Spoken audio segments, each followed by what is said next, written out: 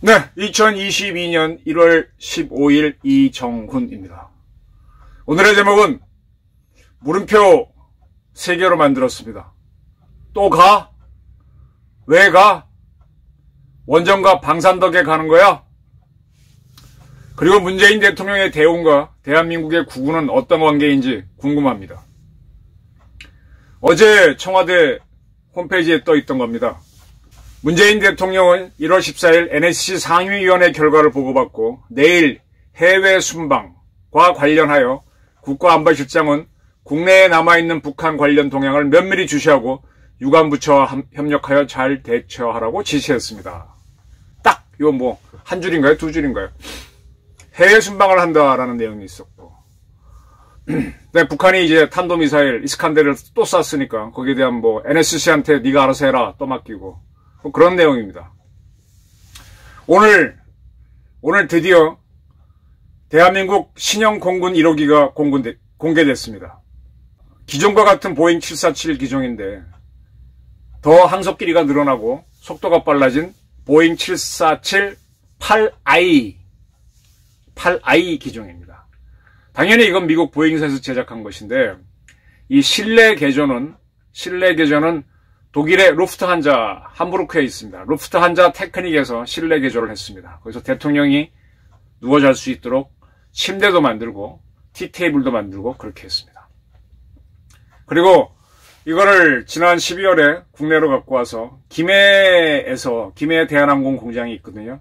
우리나라 민족 백의민족이니까 백색 바탕에, 또 태극기가 백색 바탕에 청홍, 그 다음에 사옥에는 검은색으로 했는데 어쨌든 청홍으로 선을 넣어서 색을 해서 이번에 처음 공개한 겁니다. 15일날 공개했는데 정확히 말하면은 이런 기존의 1호기는 1월 10일까지 자정부로 사용이 종료됐고 1월 11일부터는 이 신형 1호기가 사용이 됐습니다.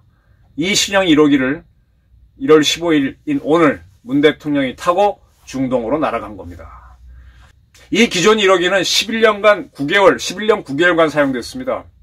조금 나온 김에 우리 공군 1호기 역사를 말씀드릴게요. 우리 초대 대통령 이승만 대통령은 미 공군이 만든 수송기 C-47을 사용했습니다.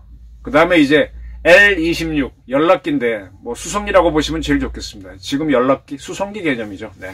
사람이 타고 가는 조금 더 수송기보다 나은 리에종 L 시스템이 있었는데 L-26기를 탔고요.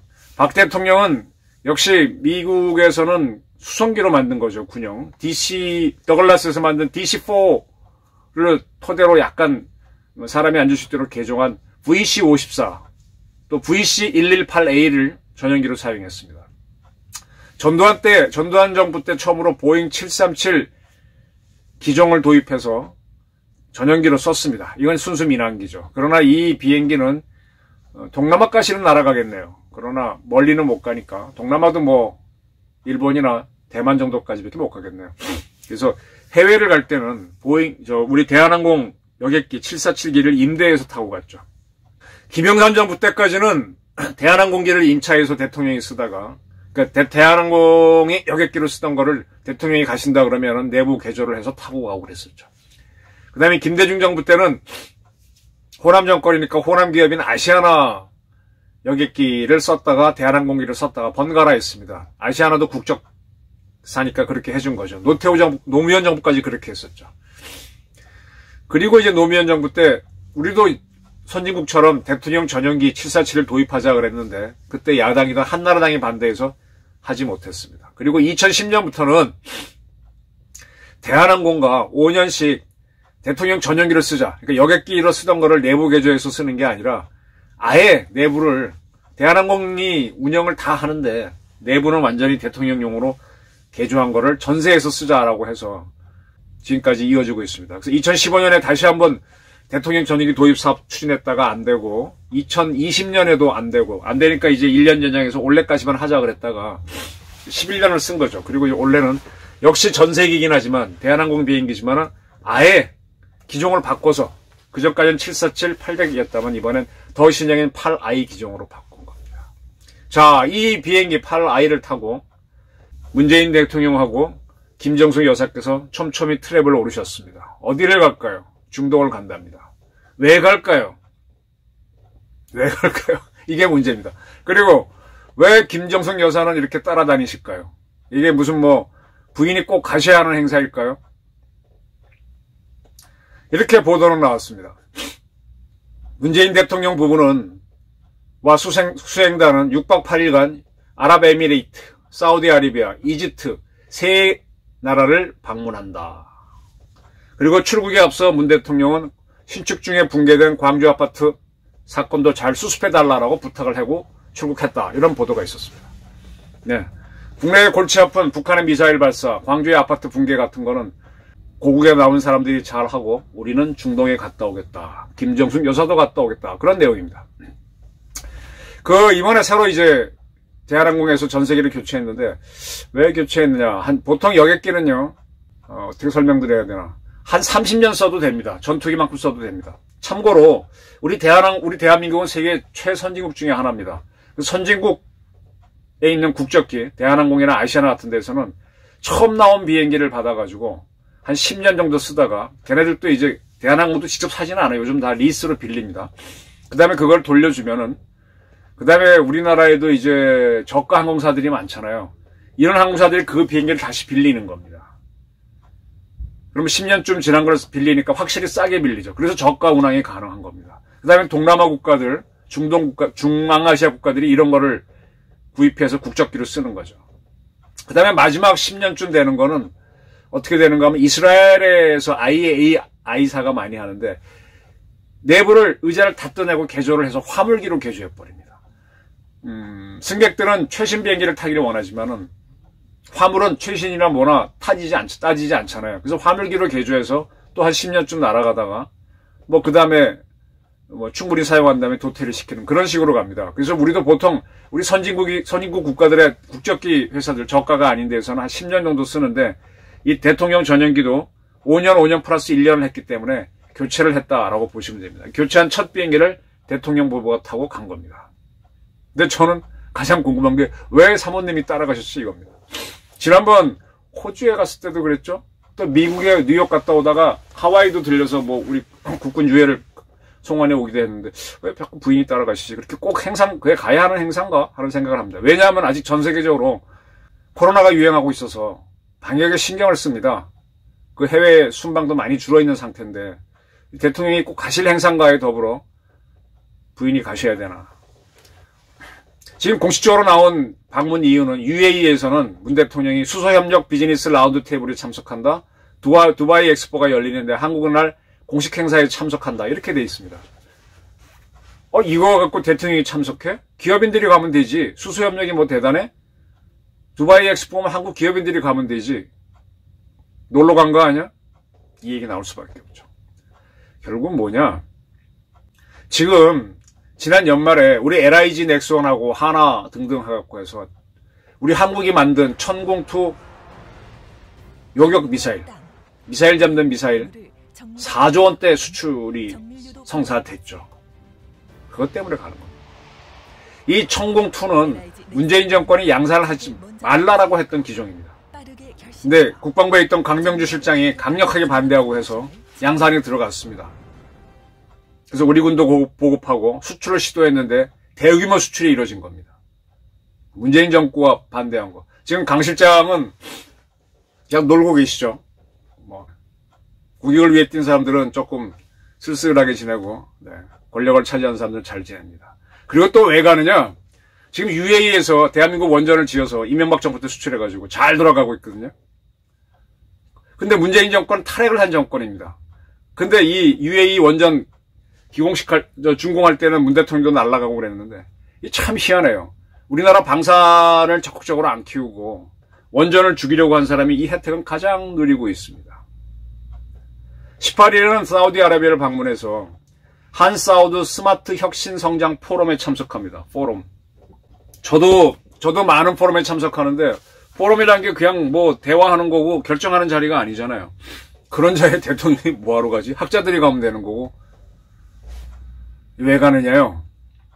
지난 1월 5일 날 우리 산업자원부 장관이 사우디를 방문했었습니다. 문승옥 장관이죠. 그래서 사우디의 에너지부 장관하고 뭘 논의했느냐? 사우디가 도입하고자 하는 원전 사업에 한국을 잘 대우해달라는 겁니다. 무슨 얘기인가 하면 현재 사우디는 한국, 프랑스, 러시아, 중국, 미국일 겁니다. 5개 나라를 상대로 원전 도입 사업을 지금 하고 있습니다. 여기 5개 나라가 지금 예비 사업자로 올라가 있는데 이제 결정이 얼마 안 좀 남았죠. 한국이 유력하다고 합니다. 그래서 지금 수출을 하려고 하는 거거든요. 그럼 이게 무슨 뜻인가 하면 에너지 사업에서 대한민국하고 사우디가 주고받는 겁니다. 사우디는 원유라고 하는 에너지를 수출해주고 우리는 새로운 에너지인 원자력 공장을 지어주는 거죠. 우리가 일방적으로 봤던 에너지 수입 국가였는데 뭔가 줄 수 있겠다. 주겠다. 우리 거 사라 이겁니다. 에너지를 교차 수출하자는 거죠. 문재인 대통령은 누차 말했던 탈핵 정책을 펼친 사람입니다. 이걸 제가 비판했던 거고 이런 사람이 원전 때문에 중동을 방문하게 됐습니다. 명분은 무슨 에너지 무슨 포럼? 수소 포럼 참여한다는데 수소도 미래의 에너지는 될 수 있지만 수소가 에너지원이 되려면 아직도 요원한 얘기고요. 그 전에 원유가 있어야 되고 원유는 사우디에서 갖고 오고 또 우리 에너지인 원전은 수출한다. 그럼 문재인 정권의 트레이드 마크 탈핵 정책은 실패한 거 아닙니까? 근데 찍소리도 안 합니다. 다음은 이집트를 가는데요. 참고로 사우디의 원전 규모는 우리나라 국산 원전 APR 1400 2기만 들어가면 됩니다. 걔네들이 원하는 규모는 그겁니다. UAE는 이게 4기나 들어가 있습니다. 20일에는 이집트를 방문하는데 이집트 대통령을 만나서 한 이집트 미래 그린 비즈니스 라운드 테이블에 참석한답니다. 라운드 테이블도 결국은 포럼인데 이거 뭐하러 갑니까? 지금 이게 다 이게 왜 가냐 이거 왜 가느냐? 지금 우리 현대 롯데에서 K2 전차 흑표를 양산하고 있습니다. 흑표 전차가 지금 세계에서 최고로 꼽히죠. 하나가 생산하는 K9 이게 세계 최고의 자주포로 꼽히듯이 흑표도 세계 최고로 꼽힙니다. 이거 1000여 대를 이집트에 수출하는 게 임박해 있습니다. 이것 때문에 제가 방산관계의 회의를 하면서 우리 방위산업 대상을 매년 수상을 하는데 제가 반복해서 주장하는 게 그겁니다. 방위산업 최대 대상 수상자는 박정희 대통령이다. 박 대통령이 시작했다. 수여하자고 주장을 하고 있는데 이 문재인 정권이 하도 박근혜 대통령을 감옥에 집어넣고 해서 눈치 봐서 아직 몇 년째 못 주고 있습니다. 방산은 박정희가 시작했고 결정적으로 살리는 사람은 전두환입니다. 두 사람은 아주 이 정권이 천대하고 있죠. 근데 그분들이 했던 것이 원자력과 방산인데 문재인 대통령이 임기 말에 해외를 갈 수 있는 이유를 만들어주고 있습니다. 지난번 호주 방문했을 때는 이명박 정부 때 했던 노력으로 K9 호주 수출이 성사되니까 다 된 밥상에 문 대통령이 가서 참석했었죠. 그래서 가는 겁니다. 이런 문 대통령을 보면서 저는 탈핵 정책도 하고 또 우리 방산도 그렇고 해서 상당히 좀 이 양반이 뭘 잘한 거지 북한은 퍼주게 하고 그러는데 참으로 제가 이해 못하는 부분이 있습니다. 문 대통령은 대통령이 될 때 41% 득표를 했습니다. 홍준표 후보가 24, 안철수 후보가 21, 그래서 둘이 더하면 45인가 그렇죠. 어쨌든 41% 당선했는데 이 41%의 지지율을 지금까지 대체로 유지하고 있습니다. TBS가 12월 30일부터 1월 1일 사이 조사한 여론조사에 따르면 문 대통령 국정수행 평가 긍정은 44, 부정은 53입니다. 근데 재밌는 거는 지난해보다 조금 올라갔다는 거예요. 그리고 동아일보가 1월 2일 발표한 자료 12월 30일부터 지난 1월 1일 사이 조사한 거는 긍정이 44, 부정이 50. 부정이 약간 높지만 굉장히 긍정도 높습니다. 거의 5대5에 육박하는 수준으로. 근데 이 동아일보 조사에서는 대구 경북 TK 지역에서 좀 올랐다라는 겁니다. 문 대통령 긍정 지지율이 올랐다는 겁니다. 그리고 박근혜 대통령 특별사면은 잘했다는 것이 더 많았습니다. 이 TK에서 문 대통령 지지율이 올랐기 때문에 지금 국민의힘에서는 윤석열 후보 TK 지지율 떨어진다고 그쪽에 애를 쓰려고 하고 있죠. 자, 이렇게 문 대통령의 임기가 이제 이번 5월 4일까지, 5월 9일까지니까 딱 5개월 조금 더 안 남았는데 왜 이렇게 높냐? 이게 참 분석이 안 되는 겁니다. 분명히 정권 교체하자는 주장은 50%가 넘어가고 있는데 문 대통령 개인 지지율은 41% 언저리에서 안 떨어지고 있어요. 오히려 올라가 있는 추세입니다. 이게 뭡니까? 저는 이거를 솔직히 지금 제가 분석을 못하고 있습니다. 제가 정권을 교체됐으면 좋겠다 하는 개인적인 생각에 젖어서 문 대통령 지지율을 제 마음대로 이해하는 위치풀 띵킹에 빠져 있어서 그런 건 아닌지, 근데 제가 만나는 사람들이 반문재인이 많아서 그룹 띵킹에 빠져 있는 것은 아닌지 그렇게 분석을 해봐도 조금은 이해가 안 돼요. 왜냐하면 어느 자리고 가보면은 비판이 많은데 근데 왜 높지? 여론조사가 동아일보가 틀리게 할 리는 없고, 그러면 중장년 여성층 사이에서는 여전히 유지가 되는 건가? 그래서 여성분들하고 얘기해보면 이런 얘기를 하세요. 문 대통령이 잘생겼고 미남이다. 그런 사람들을 대체로 우리는 믿는다라고 얘기해서 적극적으로 지지 의사를 드러내지 않지만 찍어주는 거 아니냐 이렇게 보입니다. 이런 걸 보게 되면 문 대통령은 굉장히 운이 좋아요. 그리고 내부에서도 이 문재인 정권 자체가 연합정권이지 않습니까? 뭐가 터질 수 있는데 각 계파가 시키는 걸 이분이 잘 소화를 해요. 아바타처럼 움직였습니다. 그래서 내부 갈등도 별로 없었어요. 문재인 대통령이 어느 한쪽 의견만 따라갔으면 싸움이 커졌을 텐데 그러지도 않고, 그리고 본인이 좌파들의 열망을 받아서 억눌렀던 원자력과 방산이 해외 수출이 되고 해가지고 해외 순방할 수 있는 기회를 주니까 본인은 상당히 그 전에 어렵게 있었겠지만은 어떻게 보면 행복해 보입니다. 그리고 부인까지도 같이 가시니까 더 좋아 보이겠죠. 이제 임기 말이고 대통령 청와대는 뭐 거의 힘도 없고 하니까 해외 순방 가시면서 시간을 보내드리고 하는 걸로 보이는데, 제 생각은 그렇습니다. 참 문재인 대통령 운이 좋다. 뭐 일각에서는 미래를 보는 분들은 이분은 퇴임 이후에도 감옥 가는 경우는 없을 거다라고 예측하는 경우가 많던데 뭐 그건 모르겠고요. 어쨌든 이렇게 본인이 애쓰지 않은 일이 잘 돼가지고 해외 순방하는 걸 보면서 또 가, 왜 가, 방산가 원전덕에 가, 이런 제 나름의 불만은 나오지만 어쨌든 운이 좋다. 운이 좋다는 생각입니다. 그리고 그가 운이 좋은 것과 대한민국 국군은 같은 거냐라는 질문을 던질 수 않을 수 없네요. 문 대통령 개인 운과 대한민국 국군은 같은 것입니까? 뭐 판단해 보십시오. 경청해 주셔서 감사합니다.